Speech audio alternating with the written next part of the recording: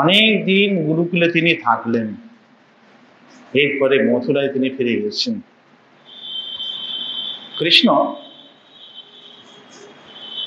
কুমার বয়স 3 বছর 4 মাস পর্যন্ত কুমার বয়স অতিবাহিত করেছেন। পৌগণ্ড 6 বছর 8 মাস, 10 বছর 8 মাস পর্যন্ত কৈশোর, 11 বছর বয়সে কৃষ্ণ কংসকে বধ করেছেন। 10 বছর 8 মাস কৃষ্ণ বৃন্দাবনে লালিত পালিত হয়েছিলেন গোকুলের মধ্যে।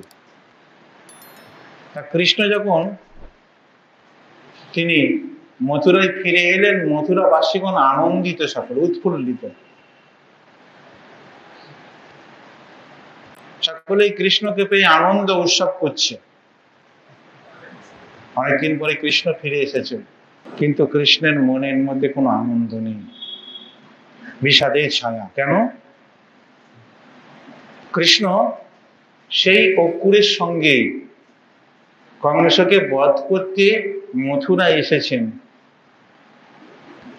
কংস বধ হয়েছে, নিজ পিতামাতাকে উদ্ধার করেছেন, উগ্রসেনকে সিংহাসনে বসিয়েছেন, নিজের গুরুকুলে পড়া সমাপ্ত করেছেন, গুরুপুত্রকে দক্ষিণা দিয়ে মথুরায় ফিরে এসেছেন। কৃষ্ণকে পেয়ে সকলে আনন্দিত। কৃষ্ণর মনের মধ্যে আনন্দ নেই কেন?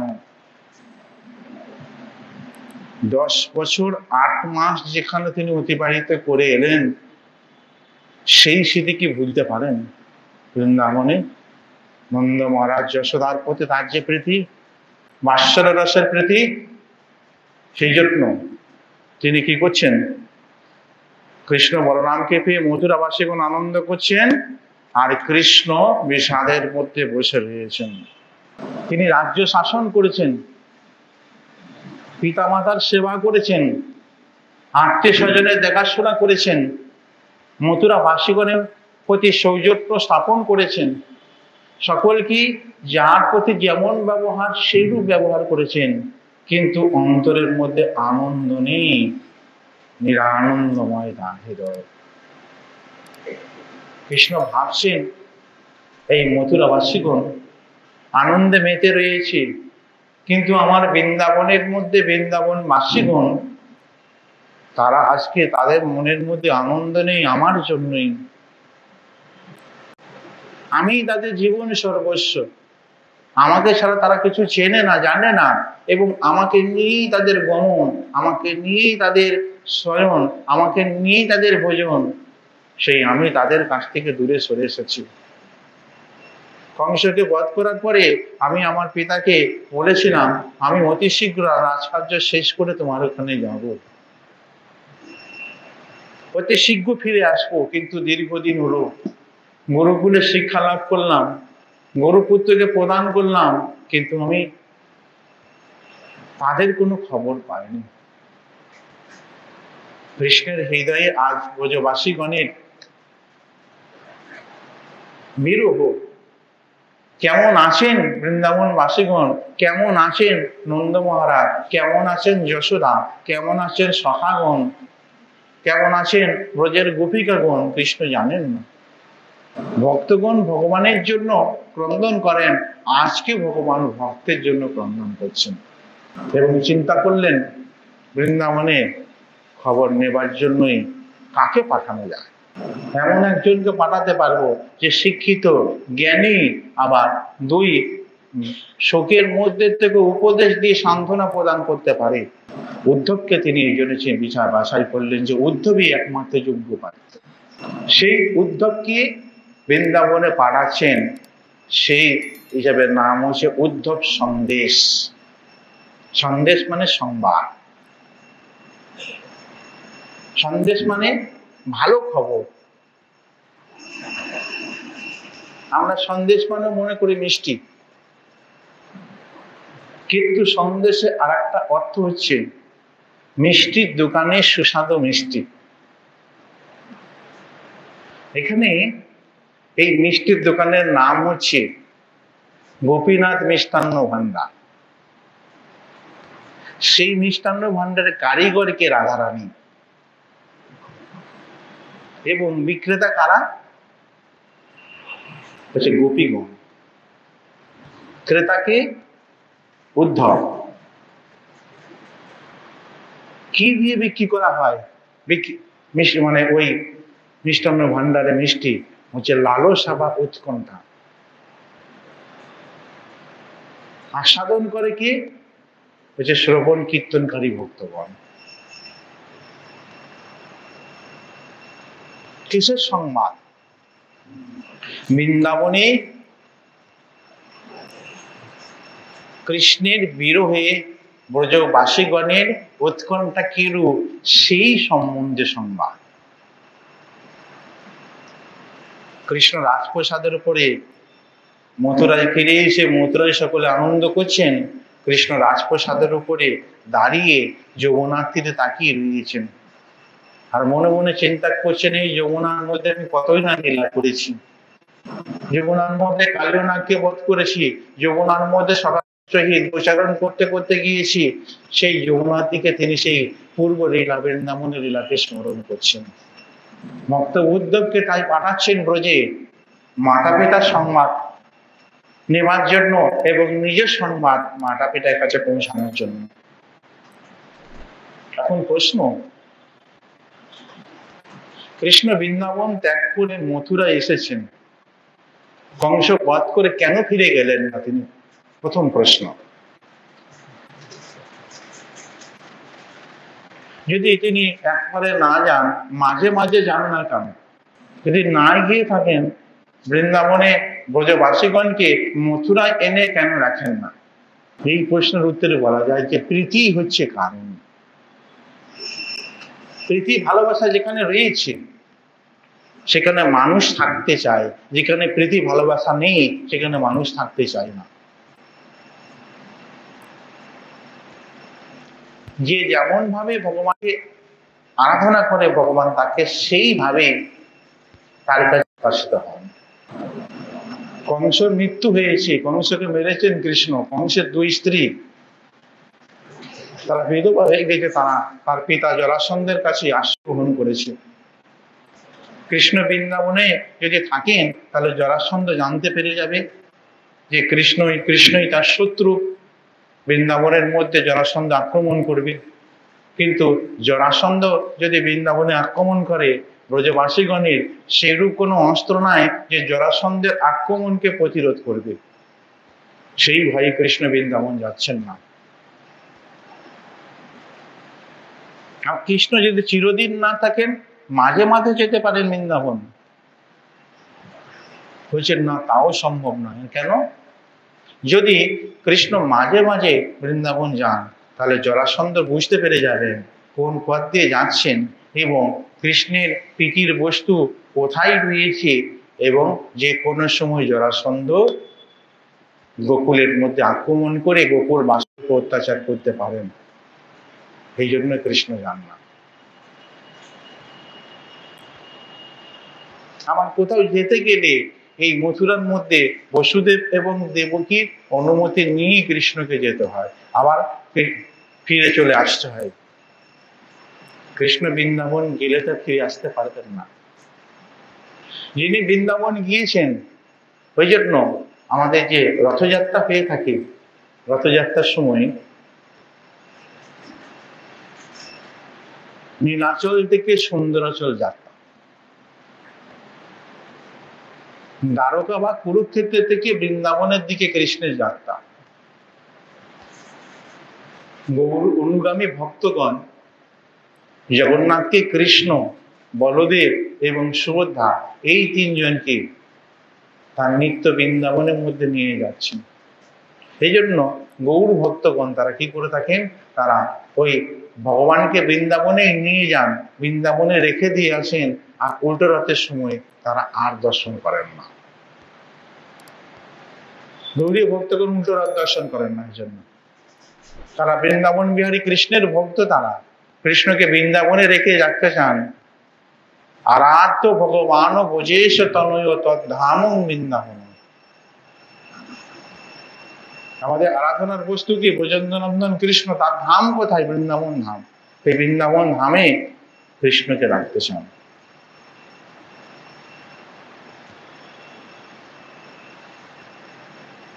মথুরা থেকে বৃন্দাবন যাবেন, বসুদেব এবং দেবকীর পারমিশন নিয়ে যেতে হবে।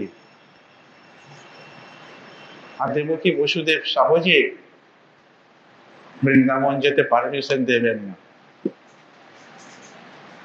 এদিকেও যদি জোরপূর্বক যায়, ওই দিকেও নন্দ মহারাজ এবং যশোদা তারাও বলবে তুমি পিতার কাছ থেকে অনুমতি না নিয়ে এসেছো। দুই পক্ষে সামঞ্জস্য। এখন প্রশ্ন করছেন, যদি কৃষ্ণ নাই গেলেন মাঝে মাঝে, একটা কাজ তো করা যেতে পারে। কৃষ্ণ বৃন্দাবন বাসীগণকে নিয়ে মথুরায় রাখতে পারেন, এটা তো করা যেতে পারে। তখন বলছে তাও সম্ভব না। কেন? মানে দুই জায়গায় দুই রস, বৃন্দাবনে মধুর রস আর মথুরার ঐশ্বর্য রস। সেখানের মধ্যে দাস্য ভাব, প্রভুভিত্ত ভাব, আর সেখানের মধ্যে সূক্ষ্ম ভাব রয়েছে, বাৎসল্য ভাব রয়েছে এবং মধুর ভাব রয়েছে বৃন্দাবনের মধ্যে। রস সংকটে রস বিভ্রমে সৃষ্টি হয়ে যায়। মথুরায় কৃষ্ণের ক্ষত্রিয় অভিমান, আর বৃন্দাবনের মধ্যে কৃষ্ণের গোপ অভিমান। রাজা আর গোয়ালা দুটোকে যদি এক জায়গায় করে দেয়, সামঞ্জস্য খাপ খাওয়াতে পারবে? পারবে না। এই জন্য যে রসে রয়েছে তাকে সেখানে রাখা যুক্তিসঙ্গত। মথুরায় সকলে শাসনদণ্ডধারী, আর বৃন্দাবনে সকলে গোপ অভিমান এবং রাখালের বেশ। মথুরায় কৃষ্ণকে সকলে কৃষ্ণের চরণ ধুলি নেন সখাগণ। মথুরার মধ্যে কৃষ্ণকে সকলে রাজকর্মচারীরা কৃষ্ণের চরণ ধুলি নেন,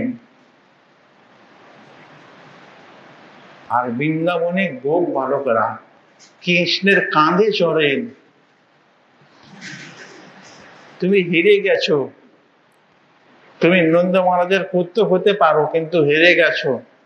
তুমি কোন বড় লোক, তুমি আমি সম। তুমি রাজার ছেলে হতে পারো, কিন্তু এখানে তুমি হেরে গেছো মানে তুমি কোনো বড় লোক রাজা হতে পারো না। তুমিও যাই, আমিও যাই। কাজে কাজে খেলার নীতি অনুযায়ী তুমি হেরে গেছো, আমাকে কাঁধে নিতে হবে। এই বৃন্দাবনের মধ্যে সখাগণকে কৃষ্ণ নিজে কাঁধে করে এক বন থেকে সেই বনের মধ্যে নিয়ে যাচ্ছেন। আর মথুরার মধ্যে কৃষ্ণের চরণে ধুলি দিচ্ছেন, কৃষ্ণের চরণে ধুলি নিচ্ছেন মথুরাবাসীগণ। মথুরার মধ্যে দেবকী এবং বসুদেব কৃষ্ণের চরণ প্রণাম নিতে সংকুচিত বোধ করেন, আর মা যশোদা নন্দ মহারাজ জোরপূর্বক কৃষ্ণের মঙ্গলের জন্য তাদের চরণ ধুলি জোরপূর্বক মাথার মধ্যে দিয়ে দেন। জোরপূর্বক আদেশ করেন নন্দ মহারাজ যে কৃষ্ণ আমার পাদুকাটা নিয়ে আসো। মা যশোদা বলেন ওই ঘটির জলটা নিয়ে আসো। কৃষ্ণকে আদেশ করেন। সেখানের মধ্যে বাৎসল্য রসের পুষ্টির বিধান, সেখানে মধুর রসের ঐশ্বর্য বিধান, আর এখানের মধ্যে ঐশ্বর্য রসের ভয় রয়েছে। এখানে বৃন্দাবনের মধ্যে পূর্ণভাবে কৃষ্ণের সেবা করবা বা কৃষ্ণকে সন্তোষ করবার জন্য কোনো ভয় নেই, কিন্তু মথুরার মধ্যে ভয় রয়েছে। দেবকী বসুদেব প্রণাম নিচ্ছেন না, কারণ তারা জানেন এই পুত্র নারায়ণ, আমি যদি প্রণাম নিই তাহলে আমার অপরাধ হয়ে যাবে। আর নন্দ মহারাজ যশোদা প্রণাম নিচ্ছেন, তারা জানেন এই পুত্র, এই আমার পুত্র, একে আমি নিজে হাতে তৈরি করব, একে আমি শাসন করব, একে আমি পালন করব, এ তো আমারই পুত্র। এইরূপ অভিমান। মথুরাবাসীগণ কৃষ্ণের পাদপদ্মের তলে বসে কৃষ্ণের উচ্ছিষ্ট গ্রহণ করেন, আর বৃন্দাবন বাসীগণ তারা নিজেদের উচ্ছিষ্ট কৃষ্ণকে পান। বৃন্দাবন মাধুর্য আর মথুরা হচ্ছে ঐশ্বর্য, দুই রসকে একসঙ্গে রাখা যায় না। কৃষ্ণ তখন এই জন্যই কৃষ্ণ বৃন্দাবনবাসীগণকে, গোকুলবাসীগণকে মথুরায় এসে এনে রাখতে পারেন না। সেই ব্রজবাসীগণের দুঃখে আজকে কৃষ্ণ মর্মাহত, দুঃখিত, বিষাদগ্রস্ত কৃষ্ণ। রাজপ্রসাদের উপরে ছাদের উপর দাঁড়িয়ে কৃষ্ণ বৃন্দাবনের দিকে তাকিয়ে ব্রজবাসীগণের কথা স্মরণ করে তিনি ব্রজবাসীগণকে সংবাদ পাঠাবার জন্যই তিনি বেছে নিয়েছেন উদ্ধবকে। উদ্ধব তুমি যাও, কারণ উদ্ধব হচ্ছেন বৃহস্পতির শিষ্য, উদ্ধব হচ্ছেন কৃষ্ণের ভক্ত, উদ্ধব হচ্ছেন অগাধ পাণ্ডিত্য উদ্ধবের রয়েছে, যাদবগণের মধ্যে শ্রেষ্ঠ, এবং ব্রজবাসীগণের পরবর্তী যদি ভক্ত হয়ে থাকে কেউ, তাহলে উদ্ধবই হচ্ছেন সেই ভক্ত শ্রেষ্ঠ। বিচার বিশ্লেষণ, তীক্ষ্ণ বুদ্ধি, উদার হৃদয়, শাস্ত্র অনুশীলন, নিপুণতা, সব দিক দিয়ে উদ্ধব শ্রেষ্ঠ। এই জন্য কৃষ্ণ উদ্ধবকে পাঠাচ্ছেন। যে উদ্ধব কৃষ্ণের উচ্ছিষ্ট প্রসাদ গ্রহণ করে জীবন ধারণ করতেন, যে উদ্ধব অবিকল কৃষ্ণের মতোই দেখতে ছিলেন, কৃষ্ণের প্রসাদী মালা, কৃষ্ণের মালা চন্দনাদি ধারণ করতেন, কৃষ্ণ বললেন এই উদ্ধবই যা। কৃষ্ণ উদ্ধবকে পাঠালেন, তার একটা কারণও রয়েছে। উদ্ধবের বৃন্দাবন দর্শন করা প্রয়োজন। ব্রজ দর্শন না হলে ভক্ত জীবনে সার্থকতা আসতে পারে না, ভক্তি জীবনটা পুষ্টি লাভ করতে পারে না ব্রজ দর্শন না হলে। এই জন্য বৃন্দাবন দর্শন প্রয়োজন, ব্রজবাসীগণের কৃপা লাভের প্রয়োজন। ব্রজের বাইরে উদ্ধবের মতো আর কৃষ্ণ ভক্ত নেই। আবার ব্রজের প্রেম ভক্তির তুলনায় উদ্ধব কিন্তু নগণ্য। প্রেম জিনিসটা কি জানে না উদ্ধব। উদ্ধব অর্থনীতি, সামনীতি, অস্ত্রনীতি, পাণ্ডিত্য সমস্ত দিক দিয়ে সব শাস্ত্রতে সে পিএইচডি করেছে, কিন্তু প্রেম শাস্ত্রে সে শূন্য, প্রেম শাস্ত্র সে পড়েনি। প্রেম জিনিসটা কি, ভালোবাসা জিনিসটা কি, উদ্ধবের জানা ছিল না। উদ্ধবের পাণ্ডিত্য ছিল, জ্ঞান ছিল, প্রতিভা ছিল। এই জন্য কৃষ্ণ বললেন যে আমি কাদের জন্য ক্রন্দন করছি, তাদের কাছে যাও, তাহলে তোমারও বিচার হবে যে প্রীতি ভালোবাসা কি রূপ, তুমিও জানতে পারবে। উদ্ধবকে পাঠানো মানে মথুরার চোখে ব্রজ দর্শন। বৃন্দাবন থেকে মথুরা বেশি দূর নয়, কিন্তু ভাবগত দিক দিয়ে অনেক দূর, দূরত্ব বেশি। তাই কৃষ্ণ ছলে ছলে চোখে উদ্ধবের দুই হাত ধরে বলছেন গচ্ছোদ্ধব ব্রজং সৌম পিত্তন্ন প্রীতিমাবহ। হাত জোর করে হাত দুটো ধরে বলছেন উদ্ধব তুমি ব্রজে যাও, বৃন্দাবনে যাও, আমার পিতা মাতার প্রীতি বিধান করো, আমার পিতা মাতাকে সংবাদ দিয়ে আসো, তাদের অন্তরে কিছুটা সুখের লেশ তুমি প্রদান করে দিয়ে আসো। তারা যে আমাকে না দেখতে পেয়ে যে বিরহের মধ্যে রয়েছে, সেই বিরহের কিছুটা লাভও করে দিয়ে আসো। আমি তাদের প্রাণ, আমি ছাড়া তারা কিছু চেনে না। শুধু আমি নয়, বৃন্দাবনের মধ্যে সখাগণ রয়েছে, আমার সখাগণ, তারা সর্বক্ষণ তারা আমাকে নিয়েই ব্যস্ত। তারা খেলাধুলা করছে, গোচারণ করছে, তারা কখনো মনের মধ্যে ধারণা করে না যে আমি নেই, আমি তাদের সঙ্গে রয়েছি। সেই বিচারে তারা বৃন্দাবনের মধ্যে সর্বক্ষণ তারা সেইভাবে খেলাধুলা করছে। উদ্ধব জানতেন কৃষ্ণ ঈশ্বর, ভগবান, এইটুকু। কিন্তু এই ভগবানের উপরে যে ভালোবাসা রয়েছে, মানে দাস্যরসের প্রীতির উপরে যে সূক্ষ্ম রস, বাৎসল্য রস, মধুর রসের প্রীতি রয়েছে, এই জিনিসটা কিন্তু উদ্ধবের কম ছিল। এই জন্য কৃষ্ণ বলেন আজকে আমি তোমাকে নিজে হাতে সাজাবো। আমার ব্যবহৃত কাপড়, আমার ব্যবহৃত উত্তরীয় সমস্ত কিছু তোমাকে আমি নিজে হাতে সাজিয়ে দেবো উদ্ধব। আমার গলার মালাটা পর্যন্ত তোমাকে পরিয়ে দেবো। তুমি কিসে যাবে? পায়ে হেঁটে? না, পায়ে হেঁটে যাবে না, অত দূর রাস্তা তুমি রথে করে যাবে, সুন্দরভাবে রথটাকে সজ্জিত করে তোমাকে দেবো। পায়ে হেঁটে যেতে গেলে অনেক সময় লেগে যাবে, তুমি রথে করে যাবে। যেদিন হইতে কৃষ্ণ বৃন্দাবন ত্যাগ করে মথুরায় গমন করেছেন, সেই দিন হইতে নন্দ মহারাজের কৃষ্ণ গৃহ পরিষ্কার করার লোক নেই। কার জন্য ঘর পরিষ্কার করবে, কার জন্য ভোজন করবে, সেই যদি ঘরে না থাকে?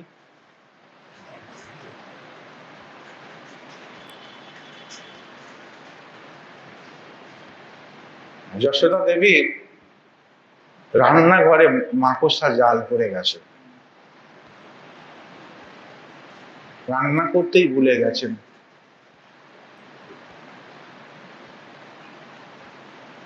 যে রান্নাঘরটা 24 ঘন্টাই রান্না হতো, যেখানে রোহিণী থাকতেন, যেখানে যশোদা থাকতেন, কৃষ্ণ এটা ভালোবাসে, কৃষ্ণ এটা পছন্দ করে, কৃষ্ণের জন্য চোখ প্রচুষ্য লজ্জ করে সবকিছু রান্না হতো।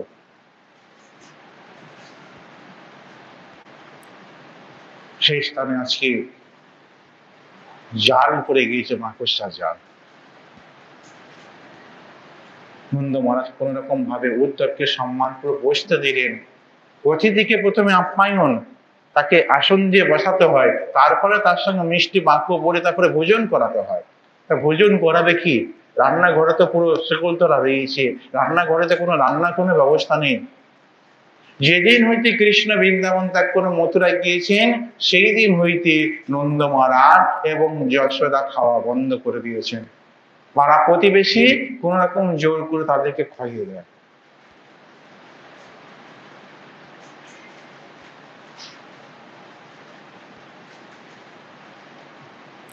ব্রাহ্মণের ঘর থেকে পরমান্ন দুধ দিয়ে, আতর দিয়ে, একটু কম মিষ্টি দিয়ে পরমান্ন এনে নন্দ মহারাজ সেখানে উদ্ধবকে খেতে দেবেন। সারাদিন ধরে পরিশ্রান্ত হয়ে এসেছেন, অমৃতের মতো সেই প্রসাদকে গ্রহণ করলেন। বৃন্দাবনে যেটাই পাওয়া যায় সেটাই অমৃত। কৃষ্ণ প্রেমের কি মাহাত্ম্য, কৃষ্ণ প্রসাদের কি মাহাত্ম্য। এখন উদ্ধবকে পাশে বসালেন নন্দ মহারাজ। কৃষ্ণ কথা ছাড়া আর কি জিজ্ঞাসা করবেন?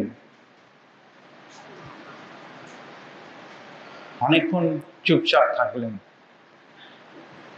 দুইজন এসেছেন, অতিথিকে যে কথা না বললে তো আর ভালো লাগে না। নন্দ মহারাজ কথা বলবেন কার? নন্দ মহারাজ চাচ্ছেন কৃষ্ণকে ভুলে থাকতে, কারণ কৃষ্ণের কথা বলতে গেলে তিনি আর নিজেকে ঠিক রাখতে পারছেন না।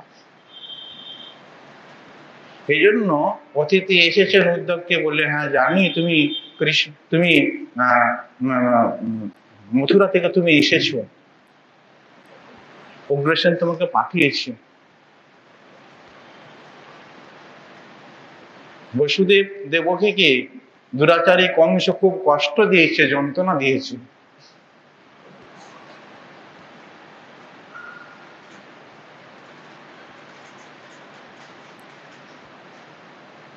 কংস কারাগারের মধ্যে বহুত কষ্ট পেয়েছে। কংসকে বধ করেছেন কৃষ্ণ, বসুদেব দেবকীকে উদ্ধার করেছেন। তারপরে শুনলাম কৃষ্ণ গুরুকুলে শিক্ষা লাভের জন্য শান্তিপুণি মুনির আশ্রমে পড়তে গিয়েছিলেন। আমার কৃষ্ণ মথুরায় গিয়ে শান্তিতে আছে কিনা, সেখানে পড়াশোনা করে কৃষ্ণ ফিরে এসেছে না অন্য কোথায় আছে। গুরুকুলে খুব কষ্ট পেয়েছে, যে কৃষ্ণ নিজে হাতে কোনোদিন খায়নি, যশোদা তাকে খাইয়ে দিতেন, সেই কৃষ্ণ গুরুকুলে কি করে কাষ্ঠ বহন করেছে, কি করে খালি পায়ের মধ্যে সবকিছু সেবা করেছে। কৃষ্ণ যদি মথুরায় ফিরে এসে থাকে, তাহলে কৃষ্ণ আমাকে কংসকে বধ করার পরে আমাকে বলল যে আমি অল্প দিনের মধ্যে ফিরে আসি, তাহলে কৃষ্ণ আমাদের খবর নেয় না, এখনো ফিরে আসে না কেন?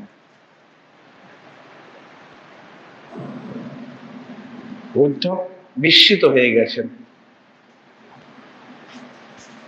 উদ্ধব প্রথম কথাতেই বিস্মিত হয়ে গেছেন, এ কি, কোথায় মথুরা আর কোথায় বৃন্দাবন? উদ্ধব তখন বলছেন, কৃষ্ণ সবসময় আপনাদের কথা মনে করেন। আপনাদের কথা বলতে গিয়ে কৃষ্ণের যে কি অবস্থা হয় সেটা আমি নিজে চোখে দেখেছি। নন্দ মহারাজ বলেন, সত্যিই কি আমাদের কথা মনে পড়ে? তবে আসে না কেন?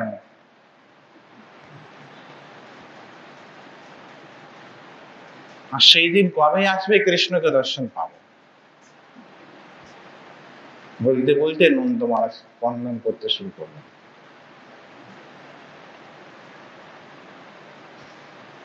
কি সুন্দর আমার গোপাল, কি সুন্দর হাসি তার, কি সুন্দর তার চেহারা।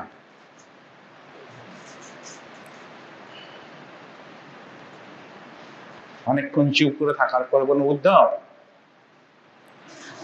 পুত্র তো সকলেই পায়, কিন্তু আমার মতো এইরকম ডায়মন্ড রত্ন পুত্র কয়জনে পেয়েছে?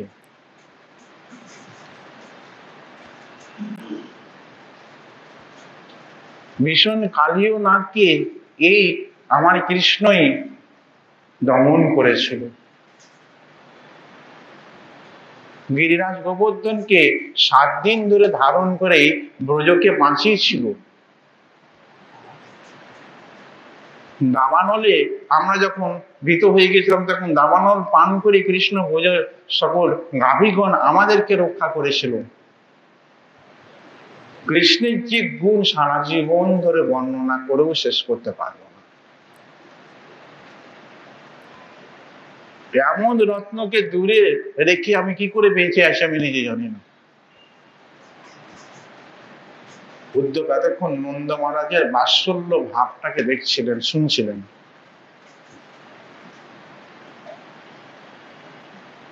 উদ্ধবের মন হচ্ছে যে নন্দ মহারাজের সঙ্গে আমি খানি কাঁদি, কিন্তু সেই ভাব তার মধ্যে আসেনি। শুষ্ক জ্ঞান, ব্রহ্ম জ্ঞান আর ভক্তিপর জ্ঞান দুটোর মধ্যে অনেক পার্থক্য। এইভাবে সারা রাত্রি ধরে দুজনের মধ্যে কথোপকথন হলো। সকালবেলাতে উদ্ধব স্নান করে প্রতি ঘরে ঘরে 3টে থেকে কৃষ্ণের কীর্তন ধ্বনি প্রতি ঘরে ঘরে গোপগণের ঘরে ঘরে শুনতে পাচ্ছেন। উদ্ধব সকালবেলাতে উঠলেন, এদিকে সকালবেলা সকল গোপিকাগণ উঠে গেছেন। তারা উঠে গেছেন এবং তারা উঠে দেখছেন নন্দ মহারাজের ঘরে একটা রথ দাঁড়িয়ে রয়েছে।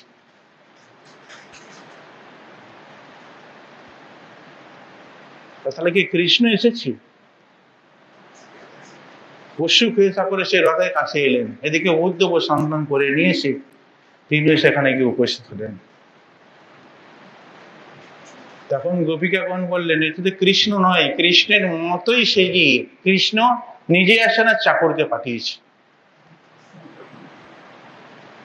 এই আবার কৃষ্ণের চূড়া পড়েছে, কৃষ্ণের জামা পড়েছে, কৃষ্ণের উত্তরীয়া পড়েছে, কৃষ্ণের মালা পরে কৃষ্ণের মতো সেজে এসেছে এখানে।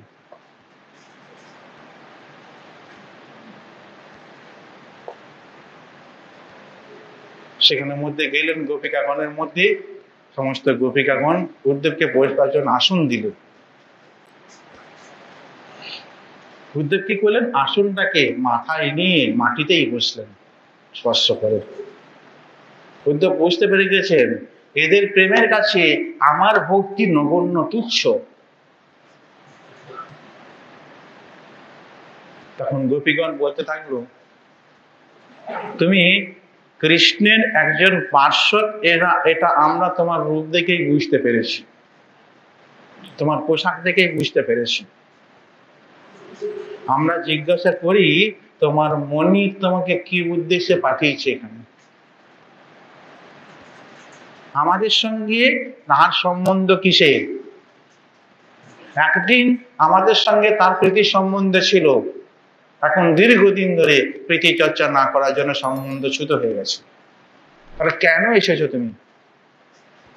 অবশ্য নন্দ মহারাজ, নন্দ রানীকে তো আর কৃষ্ণ ত্যাগ করতে পারে না। পিতা মাতার সঙ্গে সম্বন্ধ তো বাৎসল্য রসের সম্বন্ধ, এটা কখনো বোঝানো যায় না। এই জন্য সান্ত্বনা দেওয়ার জন্য নিজে না এসে একজন চাকরকে পাঠিয়েছেন কৃষ্ণ। জ্ঞানী ভক্ত বুদ্ধদেবের বুকের মধ্যে লাগলো, আমি চাকর হয়ে গেলাম তাদের কাছে, আমার কোনো সম্মান নেই।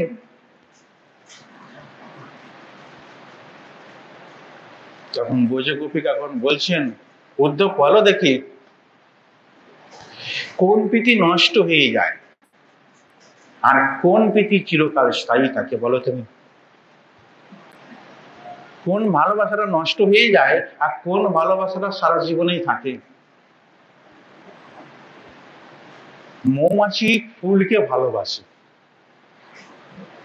মৌমাছি সেই ফুলে ততক্ষণই থাকে যতক্ষণ ফুলের মধ্যে মধুটা থাকে, মধুটা পান করে সেই ফুলকে ত্যাগ করে চলে যায়। কৃষ্ণ সেরকম, এই আমাদের অধরামৃত পান করে কৃষ্ণ আমাদেরকে ত্যাগ করে চলে গেছে, তার প্রয়োজন সিদ্ধি ঘটে গেছে। কিন্তু আমাদের তার প্রতি যে অহৈতুকী প্রীতি ভালোবাসা, কিন্তু সেটা কিন্তু লুপ্ত হয়নি। তুমি মহাপণ্ডিত উত্তর দাও। উদ্ধব তখন উত্তর দিতে অক্ষম, কি উত্তর দেবেন তিনি? লজ্জাশূন্য হয়ে উদ্ধব মাথা নিচু করে দাঁড়িয়ে আছেন।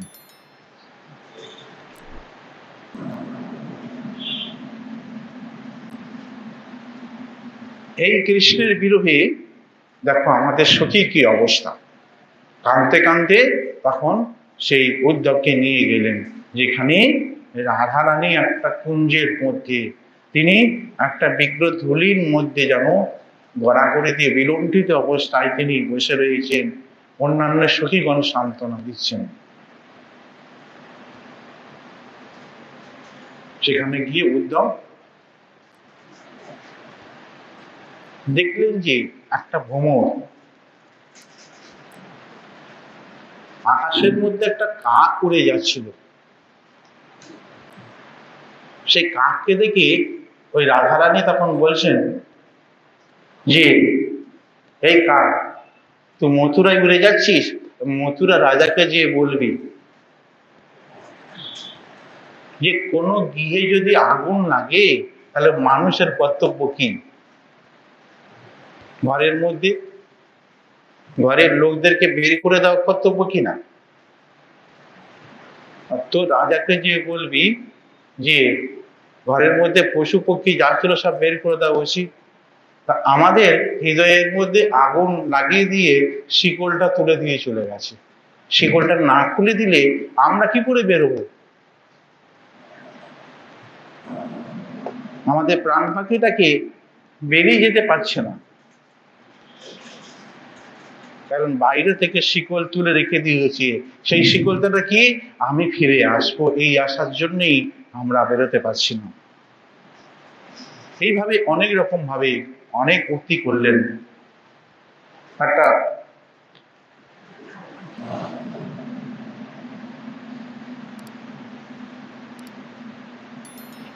তারপরে অনেক রকম বিরাম করে বলতে থাকলেন, বলছে যে তোমার, রাধারানী বলছেন যে অষ্টসাত্ত্বিক ভাবের মধ্যে মহাভাব আদি বিভিন্ন ভাবের মধ্যে ভাব জাগ্রত হয়েছে। তখন তিনি বলছেন যে কুটিলতা, কুটিল শিরোমণি কৃষ্ণ, যে কৃষ্ণ বলিকে গুপ্ত ভাবে থেকে বধ করেছে, সেই কৃষ্ণকে আমি ভজন করবো, সেই কৃষ্ণকে আরাধনা করব? সামান্য দোষের জন্য বলিকে বধ করে দিয়েছেন কৃষ্ণ। যে বালিকে বধ করেছেন, এবং যে কৃষ্ণ বলি মহারাজের কাছ থেকে বামন রূপ ধারণ করে এসে ত্রিপাতের মাধ্যমে সমস্ত কিছুকে তিনি ছিনিয়ে নিয়েছেন।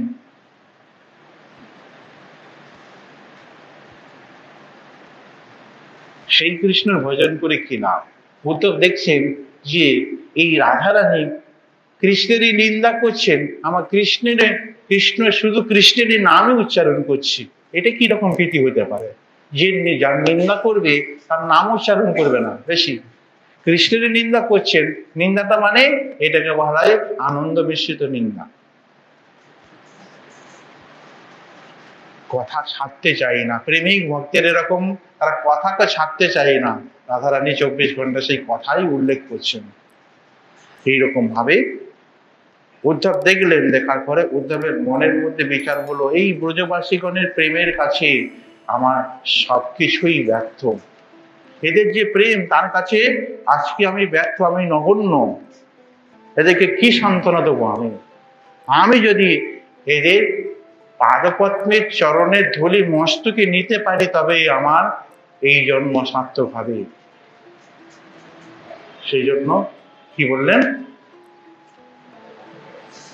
উদ্ধব বললেন, আমি বৃন্দাবনে 3 জন্ম যেন লাভ করতে পারি। বৃন্দাবনে মানে 3 হয়ে যেন জন্ম লাভ করতে পারি, যাতে ওই ব্রজগোপীগণ তারা আমার মাথার উপর তাদের চরণ ধূলি প্রদান করবেন, সেই চরণ ধূলির মাধ্যমে আমি সেই প্রেমের ছিটফোঁটা লাভ করতে পারবো।